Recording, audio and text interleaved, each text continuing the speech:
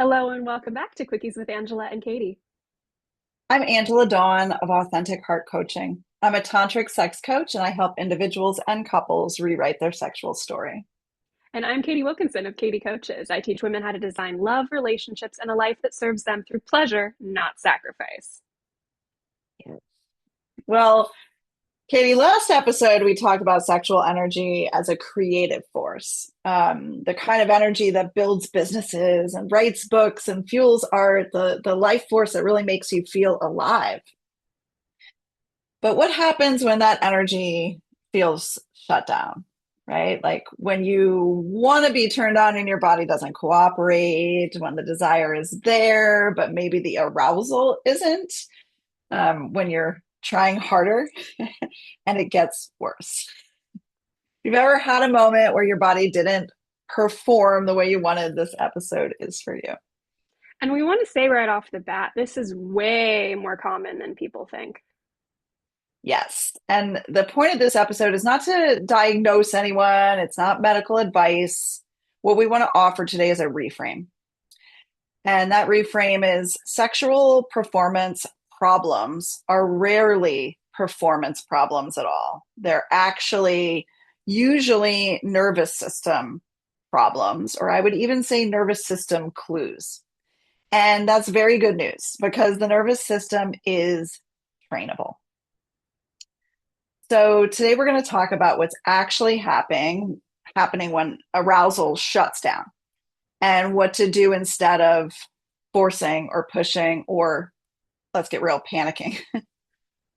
So let's first define what we mean by performance, because that's such a weird word for intimacy, right? Like your bed should not feel like a stage, but we know Oh that my for a lot of gosh. men it does.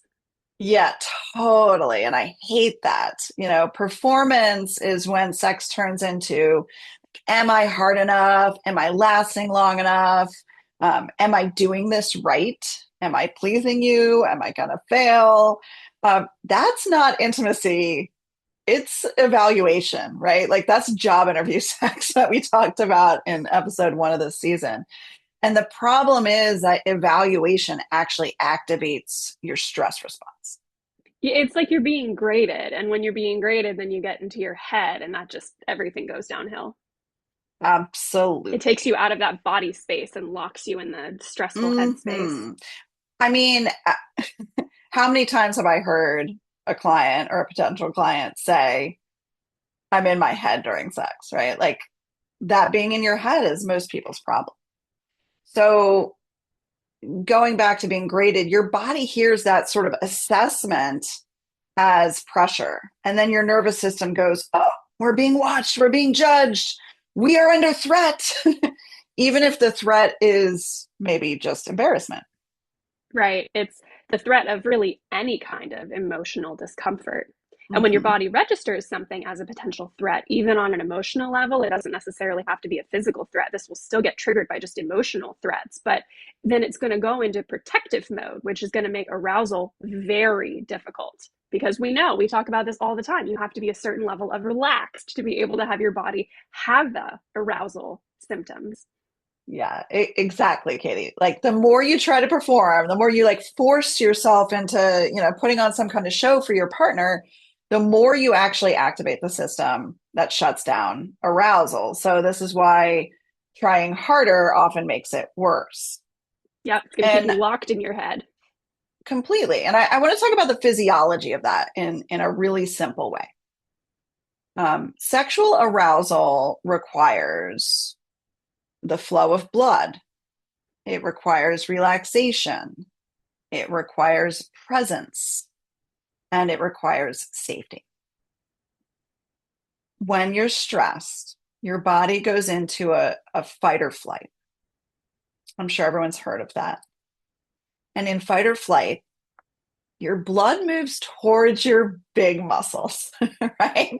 So that means it's moving away from all those yummy tiny spaces, right? Or moving away from your reproductive organs and toward the muscles that are going to help you get out of a situation. Your digestion and your reproduction functions are not the priority in that fight or flight space. Your system is completely focused on survival. So when you talk about this from an evolutionary perspective, it's fantastic. It makes great sense. Thank God we have this system, right? If your body thinks you're under threat, it's not going to prioritize an erection or stamina or pleasure. I mean, wouldn't it be awful if you were in the foxhole and you got an erection? Like that, it doesn't work that way, right? Your system is going to shut those things down to do what it thinks you need to stay alive. Exactly. So in that lens, erectile, and I really don't like calling it dysfunction because it's functioning exactly as it was designed to. Exactly. Yeah. So let's say when this erectile functioning that you're seeing, it's not a system failure, it's a built-in protective mechanism that is switching on, right? It's your body going, the conditions are not right for this flight. So let's land, let's find shelter. We can restart later. Absolutely. Absolutely. And one of my favorite reframes is what if you're, and you kind of spoke to this, what if your erection isn't failing you, but it's protecting you, right? I like that. Or what if ejaculation is happening fast because your nervous system is rushing to finish and get out of that vulnerable situation? And that's a really good point too, because this can also apply to premature ejaculation sometimes as a way to rush the experience through the body and just end it more rapidly because of that stress. Yeah. And also, we're not even just talking about, ED and PE. Sexual shutdown in the body can look like numbness, difficulty staying present, only getting hard with porn. And my favorite on this list is losing an erection with condoms. All right. So, all of you listeners out there who have ever lost an erection when you put the condom on, listen up. It can also look like an anxiety spiral. It can look like needing to increase the intensity, kind of like more and more intense stimulation. It can also look like disconnecting emotionally during sex. And none of this is about being broken. It's absolutely just about your arousal system being informed by stress, conditioning, perhaps some shame, and pressure. We know there could be a lot of shame involved here too. Oh man, Our conditioning is everybody's. brutal on men's Yes. sexual functioning. It's really horrific. Yeah, because I mean, what child in America, anyway, in the US, was, touching their genitals and their parents like taught them that that was an okay thing to do? Like nobody, everybody was like, go either at the best, they said, go do that in private. At the worst, they were like, you're going to hell, right? So we've all got some shame to unwind. And a lot of people, a lot of men, when this is coming up for them, they turn to medication, right? And medications can absolutely be useful and appropriate for some people. And I want to be clear that I'm not anti medicine, but there is a limitation with the boner pill, right? It can support blood flow, but it doesn't automatically create safety. So if your nervous system is in that stress mode, you can still feel disconnection, anxiety, you can feel rushed. So even with that physiological assist, the nervous system can still take over. Right. So this is why, maybe a man does take dick pills to help with his performance anxiety, and it might work initially, it might work Mm-hmm. temporarily, but the first time it doesn't work, because of course you're going to encounter a time where his anxiety is more powerful than the medication forcing a particular effect to happen. He's not going to be able to trust it after that. So then you won't even be able to use it as a placebo, and he's back to square one. So that's why Mm-hmm. you're better off healing the cause of this pattern, not just treating the symptom. This isn't like Totally. hustle your way through it, force your way through it. You don't want that. You need to go deeper on the emotional level and heal what's actually going on. Yeah. And the deeper pattern is, how does your body respond to intimacy, to pressure, to vulnerability, to expectation? And that's the piece that's trainable.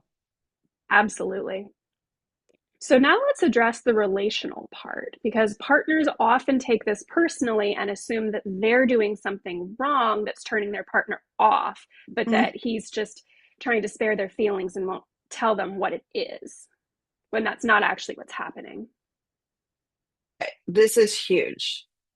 Um, Sexual shutdown is rarely about attraction. We Rarely. want to really emphasize that for those of Yeah. you who have taken this personally. I feel like this happens so often, Katie. I hear it from women, I hear it from men who receive.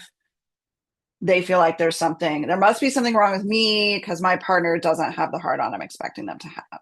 And that's part of the conditioning that we were addressing, this expectation that men Mm-hmm. are instantly able to get hard, able to keep an erection as long as they want forever. Like just that we have a culture where we've hypersexualized men.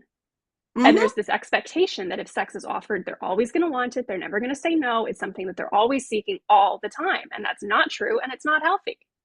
No, it's not. Right. And so this kind of sexual shutdown, it's rarely about attraction, right? It comes from emotional disconnection, unresolved tension in the body, lack of non sexual touch, chronic stress in the relationship, fear of being disappointed, fear of disappointing your partner, right? So you think you're going to disappoint her. That's just going to make everything worse, right? Or the fear Self of being fulfilling rejected. prophecy. Exactly, exactly. Yes. Yeah. So the spiral becomes you start having less sex, which leads to more tension, which leads to more pressure, which leads to less arousal, which leads to more shame. And it just cycles. And Mm-hmm. then, That's your it. body learns to be afraid of sex. We've talked about that in the context with women, but in particular, we want to address that here where the male body or the cis male body can also learn to become afraid of sex for similar stressful reasons. Mm-hmm. Absolutely. So let's talk about what helps. We talked a lot about the cycle and why that happens, but what really helps is shifting from fix me to let's create safety, right? And this is where simple things matter, like more affectionate touch in the relationship without expectation, time together outside of sexy time, general laughter, play, closeness, right? We've talked about this season a whole lot because it's our season of play. Season of Clarity. play. Yeah. Also, having clarifying conversations about these topics, right? So, talk about the pressure you feel, talk about the fear that's coming up for you. For a lot of us, that And, can be very validating. I've had conversations with men before where they're like, hey, just so you know, I tend to get pretty nervous initially, so don't take this personally if this happens. And I'm like, honestly, that's a huge relief for me because sex has historically mm-hmm, been very stressful for me in some circumstances, knowing that if I'm rushing things, it's going to be painful. My body's going to have a reaction. So hearing from a potential new partner that, hey, he's also under a lot of stress here. I feel like it makes it so much easier to slow things down for both of us so that it doesn't mm-hmm, feel like I secretly have this pressure, nor does he feel like he secretly has this pressure. It makes it more of a collaboration for both of us. So we highly encourage those conversations between partners because you never know. Your partner might be experiencing their own parallel version of sexual stress. And this is a much absolutely. easier way to bring that up for both of you. Yeah. And so, really, the heart of this episode is the fact that most men approach sexual challenges as if they are a problem to fix. One more task for this to do list. Right? Let's get out the monkey wrench, the boner monkey wrench. But the body, the body does not respond well to being forced, right? We talk like Katie, you're right. We talk about this all the time with women, but we really don't talk about it that much with men. And what does work is training. And when I'm talking about training, when I'm talking about sexual training, I'm talking about repetition. I'm talking about feeling safe in your body. I'm talking about small, consistent practices, building your capacity gradually, working with the body and not against it. Exactly. I mean, this is just like at the gym. You wouldn't say that you're going to the gym to fix your muscles. You're going to train them. You're going to practice with them.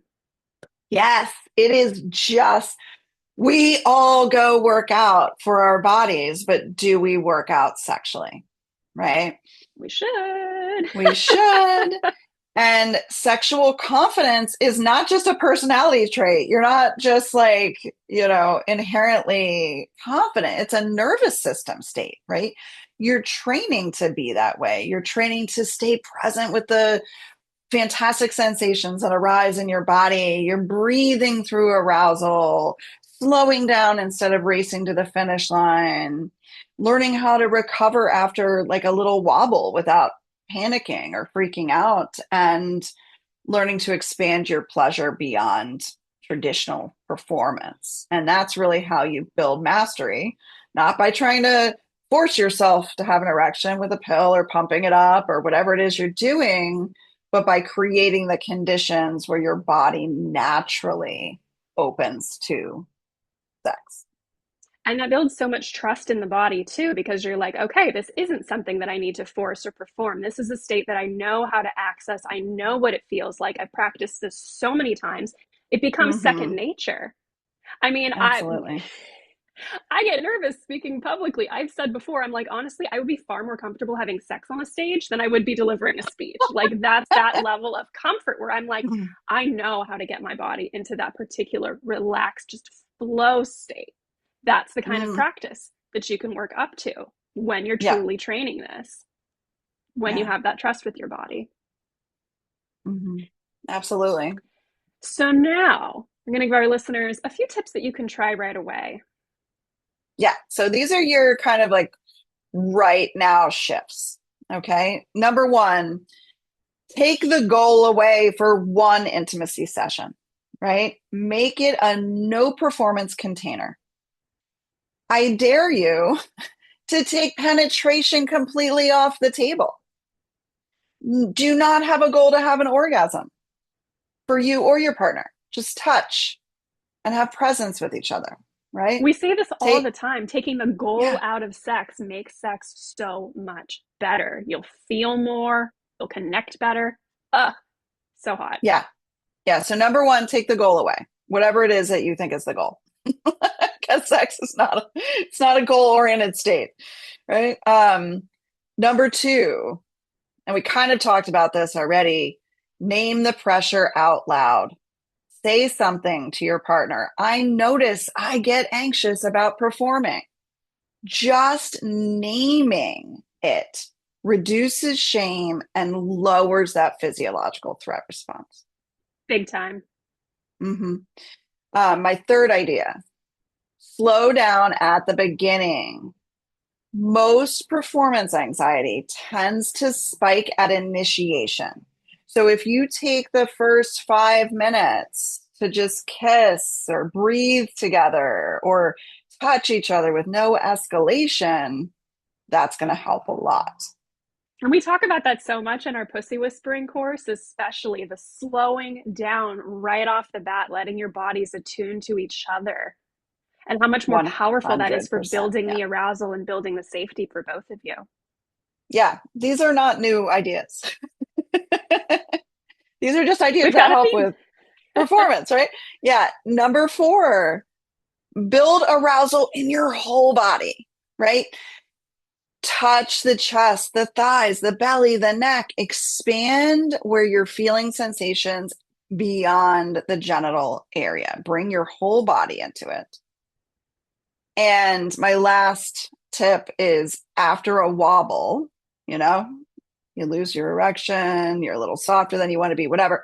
Don't sprint there, right? Like if the erection drops, don't immediately try to fix it. Stay connected, breathe, shift into a different kind of touch and connection, and let the body return when it's ready. Because when you feel safe again, it will return. Right. And that last point is so important.